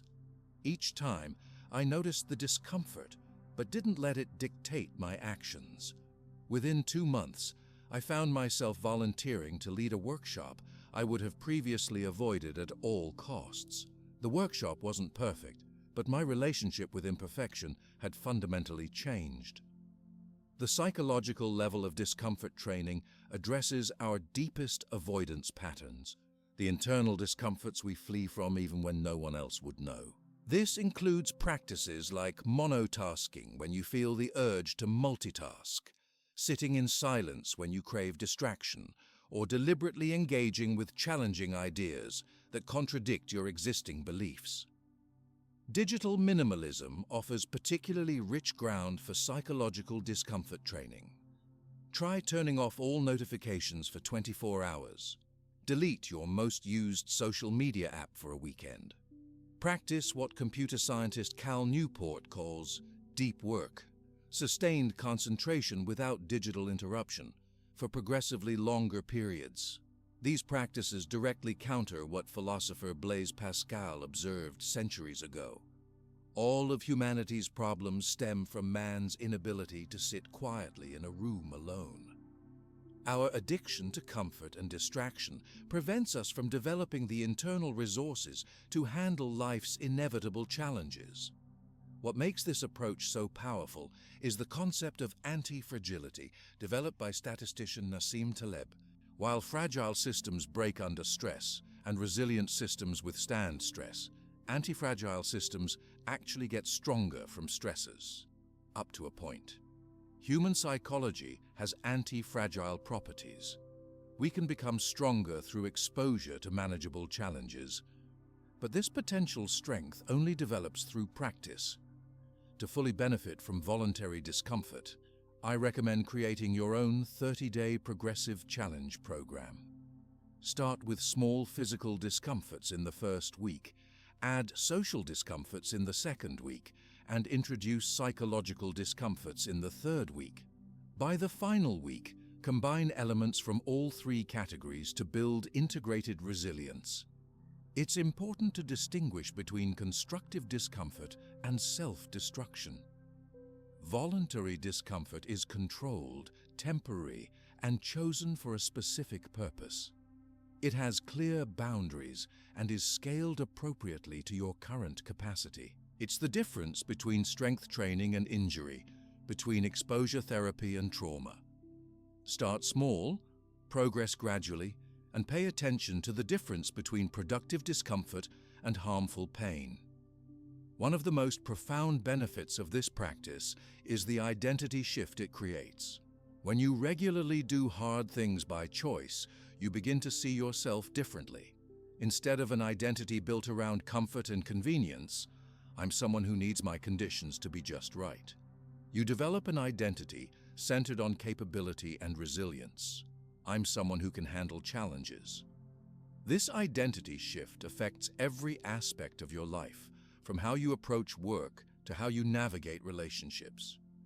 I remember a parent who implemented voluntary discomfort practice alongside their teenager. We started with simple challenges, cold showers, digital detoxes, trying new foods that seemed unappealing. The conversations these shared experiences generated were incredibly valuable.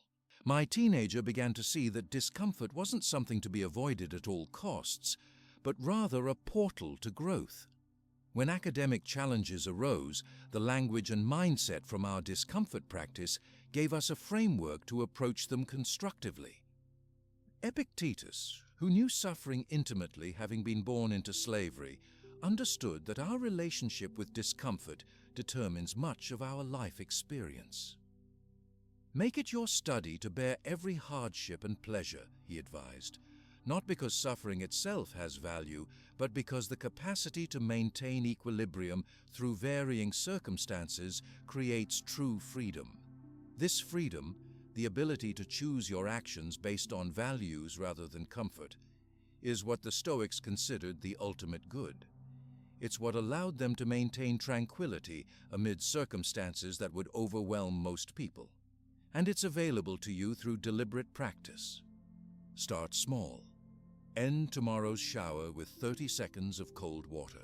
Skip a snack and notice hunger without immediately satisfying it. Turn off notifications for an hour. Each tiny victory over the comfort imperative builds the foundation for larger courage. As Seneca wrote, we should not dread hardship, nor dread poverty, nor dread anything else that nature regularly brings upon us. What is ordinarily feared may well be borne. But discomfort by itself isn't enough. The Stoics practiced something deeper.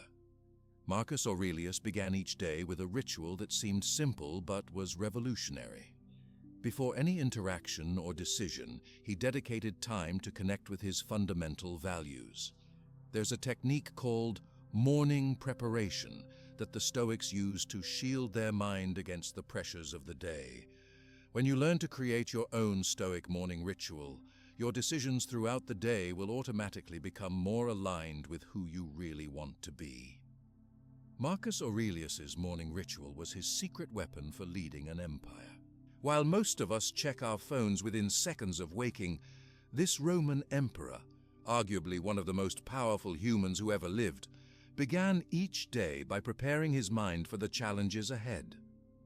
This wasn't some mystical ceremony, but a practical psychological technique that formed the foundation of his legendary equanimity. Begin each day by telling yourself, today I shall meet with interference, ingratitude, insolence, disloyalty, ill will, and selfishness, Marcus wrote in his private journals. This wasn't pessimism, but strategic mental preparation. He understood something profound about human psychology. We're not disturbed by events themselves, but by how unprepared we are for them. The Stoic morning preparation consists of three essential components that work together to create psychological stability: gratitude practice, virtue visualization, and anticipation of challenges. Think of it as mental armor you put on before entering the battlefield of daily life. Let me walk you through creating your own Stoic morning ritual. But first, I want to highlight the crucial difference between waking up intentionally versus reactively. When you reach for your phone first thing in the morning, You're immediately surrendering your attention to whatever demands, news, or social media updates await. You begin your day in response mode rather than intention mode. The Stoics understood that how you start your day largely determines how you experience it. Take a moment right now to reflect on how you typically begin your morning. Are those first few minutes dictated by external inputs or by conscious choice? This awareness alone can be transformative. Now let's create your personal morning declaration, a three-part statement that incorporates the core elements of Stoic preparation. First, the gratitude component. Seneca advised, begin your day with the thought that all the blessings in your life could be swept away at any moment. This isn't to induce anxiety, but to cultivate appreciation. When we imagine having already lost what we possess, we experience what psychologists call anticipatory gratitude, a deeper appreciation than our usual taken-for-granted relationship with our blessings. Try crafting a simple gratitude statement that acknowledges something you typically take for granted. Today I'm grateful for my health, recognizing that many wake up in pain, or I appreciate having work that sustains me, knowing many struggle to meet their needs. The second component focuses on virtue, the qualities you want to embody today. For Stoics, virtue wasn't an abstract concept, but practical excellence in human functioning. They focused on four cardinal virtues: wisdom, making good decisions; courage, doing what's right despite fear; justice, treating others fairly; and temperance, maintaining appropriate self-control. Create a statement identifying one or two virtues you particularly want to express today. Today, I will practice patience when interrupted, or I will show courage by speaking truthfully in my meeting. The third component involves anticipating challenges, mentally rehearsing likely difficulties and your intended response. This isn't negative thinking, it's strategic preparation. As Epictetus taught, don't just say you have read the books, show that through them you have learned to think better. Add a statement that acknowledges potential challenges. I will likely face traffic delays, and I choose to use that time for reflection rather than frustration. Or, when criticized today, I'll pause before responding defensively. Put these three elements together, and you have a powerful morning declaration that takes less than a minute to recite, but sets a completely different tone for your day. Here's an example. Today I'm grateful for the relationships in my life, which many would treasure. I will practice wisdom in my decisions, especially regarding my time. I expect to face interruptions and setbacks, and I'll respond with patience rather than irritation. I worked with a parent who transformed her chaotic mornings through this simple practice. Before implementing a Stoic morning ritual, our household was a disaster zone from 6 to 8 every morning, she explained. 3 kids, 2 adults, everyone rushing and irritable. I started waking up 15 minutes earlier to practice this 3-part preparation. Within days, my response to the inevitable chaos shifted. When milk spilled or someone couldn't find their homework, I no longer experienced it as a personal attack on my morning, but as an expected challenge I was prepared to handle with equanimity. The circumstances hadn't changed, but my relationship to them had transformed completely. This example highlights how Stoic preparation works in real-world settings. It doesn't eliminate challenges, it changes how we experience them. The same principle applies in professional contexts. Leaders who practice this ritual report responding more effectively to crises that would have previously triggered stress reactions. Consider how you might apply this to your workday. Instead of diving immediately into emails, which puts you in reactive mode, take 3 minutes to set intentions for how you'll engage with challenges. Today, I'll likely face unexpected requests that threaten my priorities. I'll pause before automatically saying yes and evaluate each request against my core responsibilities. The science of intention setting confirms what the Stoics discovered through practice. Research shows that pre-commitment to specific responses in anticipated situations dramatically increases the likelihood of following through with those intended behaviors. When you've mentally rehearsed saying no to non-essential requests, you're much more likely to actually maintain boundaries when those requests arrive. To make this practice even more powerful, create a complete 15-minute morning ritual that incorporates physical elements alongside mental preparation. The Stoics understood that mind and body are interconnected.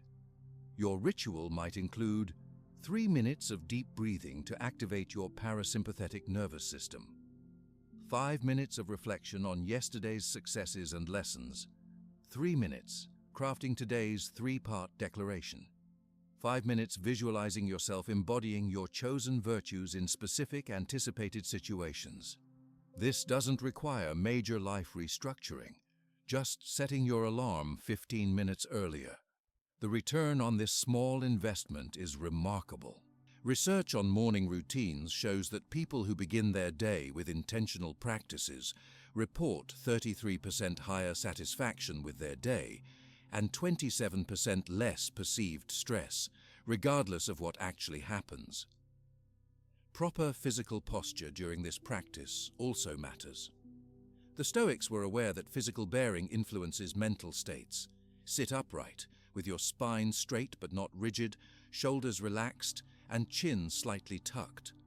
This posture activates what psychologists call embodied cognition, the influence of physical positioning on thought patterns. As your practice evolves, you'll notice the need to adjust it according to life's changing demands.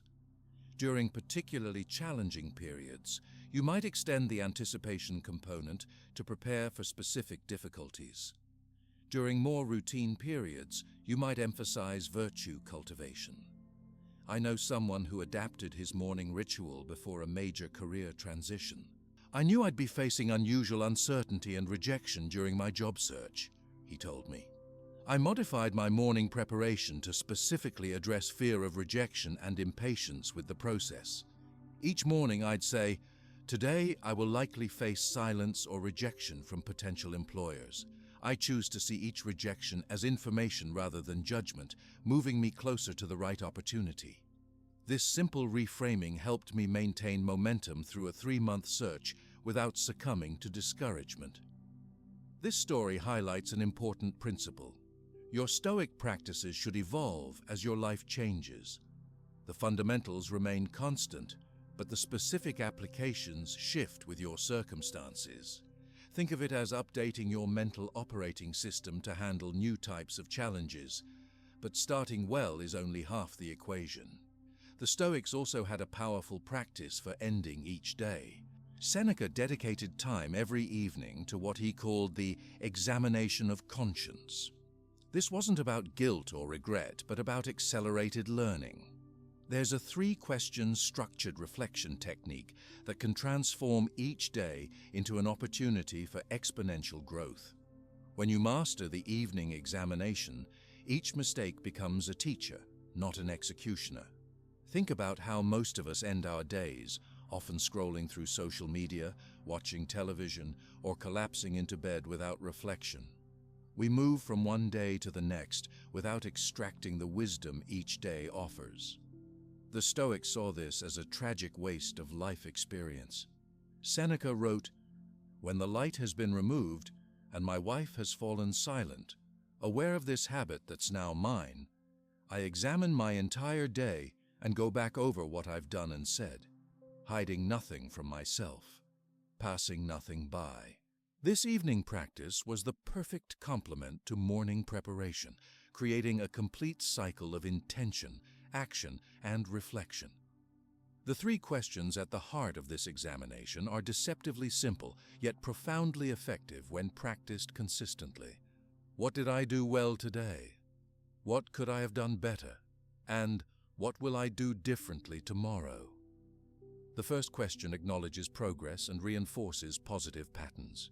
The second question identifies areas for improvement without harsh self-judgment. The third question transforms insight into specific action plans. Together, they create a learning loop that accelerates personal development. I invite you to try this practice tonight. Set aside just 5 minutes before sleep to ask these 3 questions about your day. Write down your answers, or simply reflect on them mindfully. You'll likely discover patterns you hadn't noticed before, recurring challenges, consistent strengths, or specific triggers that affect your responses. The power of this practice lies in its consistency rather than its duration. 5 minutes daily creates more transformation than an hour once a week. As Marcus Aurelius reminded himself, perfection of character is this: to live each day as if it were your last, without frenzy, without apathy, without pretense. This cycle of morning preparation and evening examination creates a framework for living with greater intention and wisdom. The morning ritual sets your course, and the evening practice adjusts your navigation based on the day's journey. Together, they form a powerful system for continuous growth and tranquility amid life's inevitable challenges. But perhaps the most profound Stoic practice for transforming your relationship with life is one that seems counterintuitive at first. Epictetus taught something that appears contradictory. To fully value what we have, we must contemplate its loss. There's a practice called contemplation of impermanence that completely transforms how you experience relationships, possessions, and even health. This technique, which takes just 3 minutes per day, has the power to eliminate chronic dissatisfaction and awaken such profound gratitude that it transforms even the most ordinary experiences into extraordinary ones. Have you ever noticed how we can repeat the same mistakes despite promising ourselves never again? That familiar feeling when you lose your temper in traffic, again. When you procrastinate on an important project, again. When you cave to peer pressure despite your best intentions, again. These recurring patterns aren't just frustrating. They're evidence that we're missing a crucial practice that the Stoics considered essential to wisdom.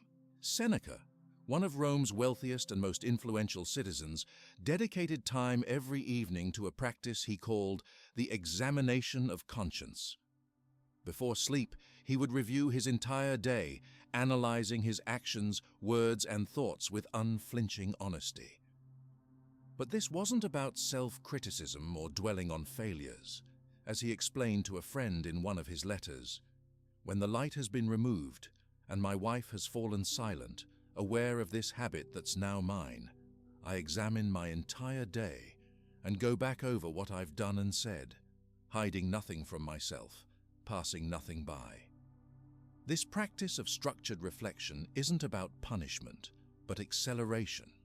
Accelerating your growth by extracting wisdom from each day's experiences. The difference between living 20 years of life and living 1 year 20 times often comes down to this single practice. The evening examination centers around 3 deceptively simple questions that transform experiences into wisdom. What did I do well today? What could I have done better? And what will I do differently tomorrow? These questions create a crucial distinction between rumination, which is harmful, and reflection, which is constructive. Rumination loops endlessly around mistakes without resolution. I can't believe I said that. Everyone must think I'm an idiot. I always mess up these situations. Reflection, by contrast, extracts lessons and creates action plans. I spoke before fully understanding the situation. Next time, I'll ask clarifying questions before offering my opinion. Let me ask you to try a quick exercise right now. Think about yesterday, not the entire day, just one interaction or decision. First, what went well? Maybe you listened attentively to someone, completed a difficult task, or maintained patience in a challenging situation. Take a moment to acknowledge this success, however small. Next, what could have been better? Perhaps you rushed a conversation, avoided an important task, or reacted defensively to feedback. Be honest, but not harsh. Observe like a scientist, not a critic. Finally, what specific action will you take differently next time? not a vague intention like, be more patient, but a concrete plan. When I feel interrupted, I'll take a breath before responding. Did you notice the different quality of thought this structured approach creates compared to our usual scattered reflections? This is the power of the Stoic examination. It transforms vague dissatisfaction into specific insights and actionable plans. The neuroscience behind this practice reveals why it's so effective. When we reflect on experiences in this structured way, we strengthen what neuroscientists call memory consolidation, the process of converting short-term memories into long-term learning. Research shows that this type of reflection actually strengthens the neural pathways created during the original experience, essentially giving you the benefit of the experience twice, once in the doing and once in the reviewing. I remember working with a sales professional who transformed his results through this simple practice. I was having the same challenging conversations with prospects day after day, he told me, but instead of improving, I felt stuck in a loop of rejection. Then I started spending 10 minutes each evening with these 3 reflection questions, focusing specifically on my sales conversations. Within 2 weeks, I identified patterns I'd never noticed. I was talking too much and listening too little, rushing to solutions before understanding concerns, and becoming defensive at the first sign of objection. Once I saw these patterns clearly, I could address them one by one. My close rate improved by 30% in just 1 month, simply because I was learning from each day rather than just repeating it. This story highlights how the evening examination excels at identifying recurring patterns that would otherwise remain invisible. We all have blind spots, behaviors we don't recognize because they've become habitual. The structured reflection process shines a light on these patterns, making the unconscious conscious. You can apply this specifically to recurring mistakes.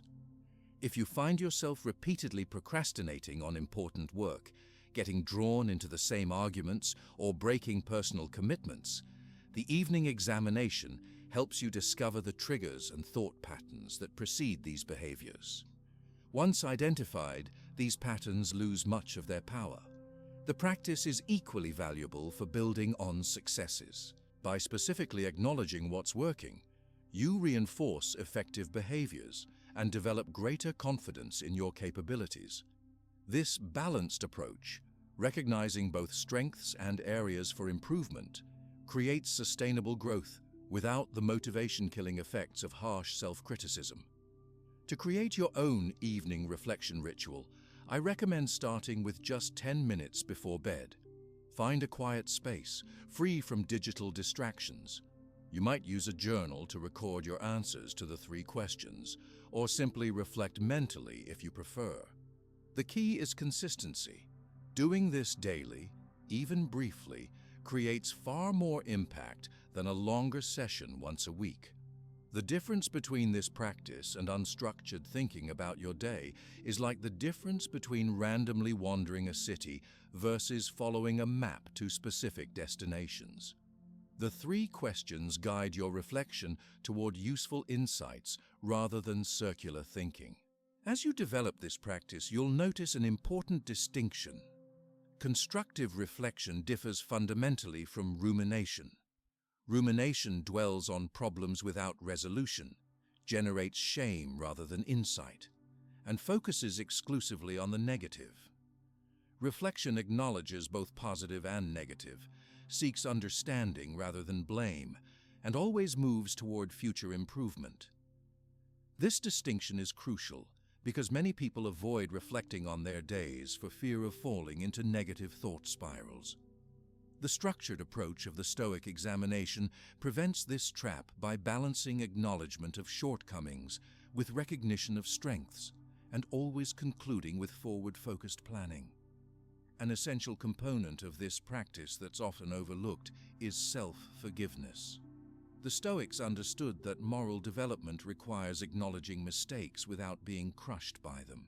As Epictetus advised, "If you've given in to your anger, don't be dejected, but recognize that not only has this happened now, but also many times before, and will again if you don't change your approach.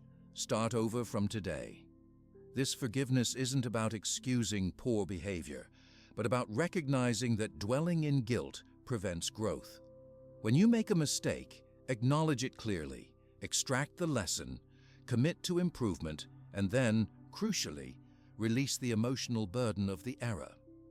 This balanced approach creates the psychological safety needed for honest self-examination. One person I worked with described how incorporating forgiveness transformed her evening practice. At first, my reflections were just another opportunity for self-criticism. I'd identify what I'd done wrong and beat myself up about it. Not surprisingly, I started avoiding the practice altogether. Then, I added a fourth question to my evening ritual. How can I show myself compassion for today's struggles? This simple addition completely changed the energy of the practice from punishment to growth. I became more honest about my shortcomings precisely because I wasn't condemning myself for them. As you practice the evening examination consistently, you'll begin to notice patterns that were previously invisible. Perhaps you'll discover that you're most likely to lose patience after periods of poor sleep, or that your most productive work happens during specific hours, or that certain people or situations consistently trigger reactive responses. These insights aren't available from a single day's reflection, but emerge clearly when you review patterns across weeks of practice. This progressive learning creates a powerful feedback loop. You notice a pattern, make an adjustment, observe the results, and refine your approach further. Over time, this cycle accelerates your development in a way that simply living through experiences without reflection never could. Think of it as the difference between driving a car with or without a rearview mirror. Without reflection, you're moving forward but missing crucial information about where you've been and what's coming up behind you. With regular reflection, you have a complete view that informs better decisions. The Stoics understood that philosophical principles are meaningless without practical application and honest assessment. As Epictetus put it, don't explain your philosophy, embody it.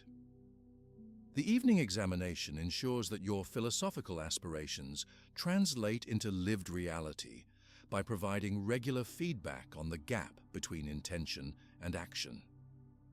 To integrate this practice more deeply into your life, I recommend connecting it with your morning preparation ritual.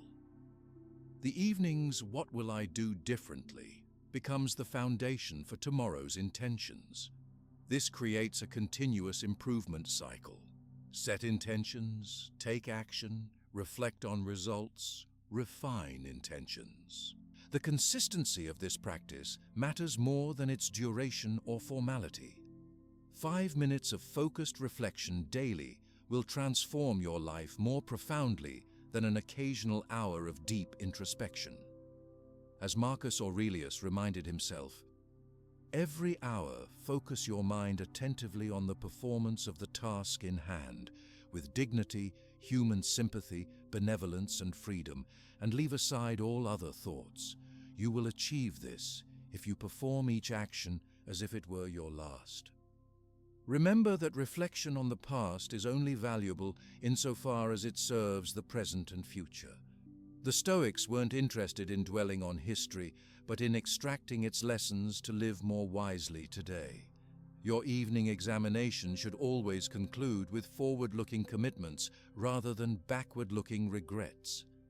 But reflecting on past experiences is just one part of the Stoic approach to time. The Stoics also developed a practice that transforms your relationship with the future. Epictetus taught something that seems contradictory at first. To fully value what we have, we must contemplate its loss. There's a practice called contemplation of impermanence that completely transforms how you experience relationships, possessions, and even health. This technique, which takes just 3 minutes per day, has the power to eliminate chronic dissatisfaction and awaken a gratitude so profound that it transforms even the most ordinary experiences into extraordinary ones. Now that you know all these powerful practices, let's see how to integrate them into a complete system for daily life. The Stoics didn't view their philosophical exercises as isolated techniques, but as complementary parts of a coherent approach to living well. Think of what we've learned so far as individual instruments that now need to be arranged into a symphony, each valuable on its own, but transformative when played together. The Stoic approach to daily living follows what I call the 24-hour cycle. Morning preparation, mindful engagement throughout the day, and evening examination. This rhythm creates a continuous feedback loop of intention, action, and reflection that accelerates growth and maintains tranquility even in challenging circumstances. Let's start with how your day begins. Remember that morning ritual we discussed? Those first 15 minutes set the tone for everything that follows. You prepare your mind with gratitude, virtue intention, and anticipation of challenges. This isn't just a nice way to start your day. It's strategic psychological preparation for what's to come. As Marcus Aurelius practiced, begin by acknowledging what you're grateful for, identify the virtues you'll embody today, and mentally rehearse how you'll handle likely difficulties. But here's where many people go wrong. They try to implement too many practices at once. They read about Stoicism, or watch videos like this one and attempt a complete life transformation overnight. This approach almost always fails. The brain resists dramatic change, and willpower depletes quickly when overextended. I want you to try something right now. Take a moment and select just one Stoic practice that resonated most strongly with you as we've gone through these chapters. Perhaps it's the dichotomy of control, negative visualization, questioning your thoughts, or voluntary discomfort. Which one felt like it addressed your most immediate need? Got it? Good. That's your entry point, the single practice you'll implement consistently for the next 7 days before adding anything else. One person I know began with just the evening examination. 3 minutes before bed, asking what went well, what could improve, and what he'd do differently tomorrow. After years of reading philosophy and psychology books without lasting change, he told me, this simple practice created more transformation in 1 month than everything else combined. It wasn't just the insights from reflection, it was proving to myself that I could actually stick with something consistently. The ideal progression for implementing Stoic practices typically starts with awareness techniques before moving to response techniques. Begin with practices that help you see more clearly, like distinguishing what you can and cannot control, questioning automatic thoughts, or examining your judgments about others. Once you've developed greater awareness, add practices that reshape your responses, like negative visualization, voluntary discomfort, or value-based reasoning. Let me share how someone integrated Stoicism into an ordinary, busy life. I start each day with a 5-minute morning preparation while my coffee brews, she explained. During my commute, I practice the view from above to gain perspective on whatever's worrying me. At lunch, I take 2 minutes for a midday reset, checking whether I'm focusing on what I can control. Throughout the day, I use the pause between stimulus and response whenever I feel emotionally triggered. Before bed, I do my evening examination, extracting lessons from the day. And once a week, I practice some form of voluntary discomfort to build resilience. Notice how these practices fit into the natural flow of life, rather than requiring major time commitments. The Stoics were practical people who understood that philosophy must work within the constraints of daily responsibilities. What about applying Stoicism during crises? When facing significant difficulties, which techniques should you prioritize? The dichotomy of control becomes especially crucial during turbulent times, clearly distinguishing what aspects of the situation you can influence from those you cannot. This prevents the waste of precious mental energy on factors beyond your control. Next, the Socratic questioning technique helps combat catastrophic thinking that often accompanies crises. Finally, the view from above provides crucial perspective when immediate problems feel all-consuming. During one particularly challenging period in my life, I reduced my Stoic practice to just these 3 techniques, applied with greater frequency throughout the day. This simplified approach provided the stability needed to navigate the crisis without becoming overwhelmed by too many practices. Conversely, during relatively tranquil periods, you have the opportunity to deepen your practice.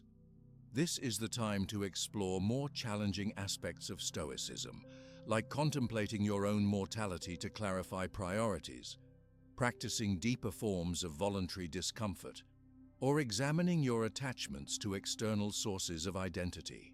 These more demanding exercises build reserves of resilience that serve you when difficulties inevitably arise. One particularly powerful way to deepen your Stoic practice is to create what I call your personal council of Stoics. The ancient Romans kept busts of admired ancestors and historical figures, consulting them imaginatively during difficult decisions.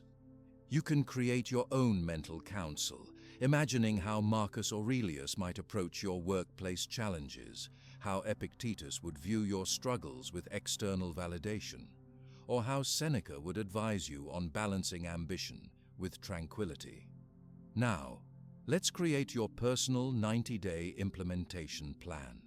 This structured approach prevents the common pattern of initial enthusiasm followed by abandonment.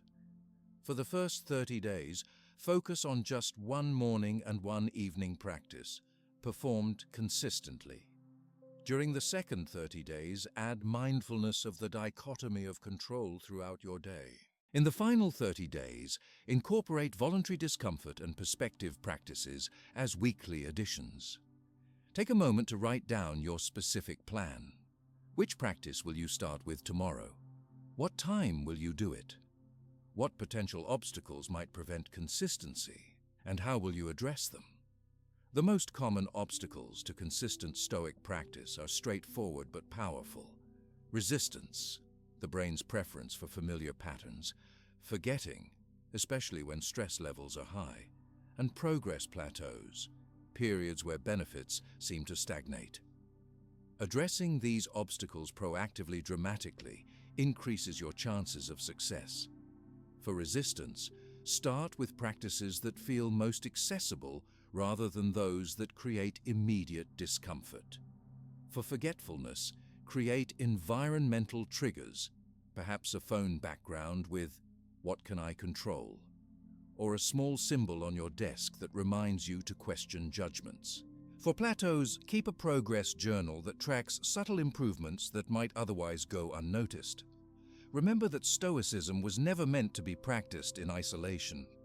The ancient Stoics formed communities where they discussed challenges, shared insights, and supported each other's development.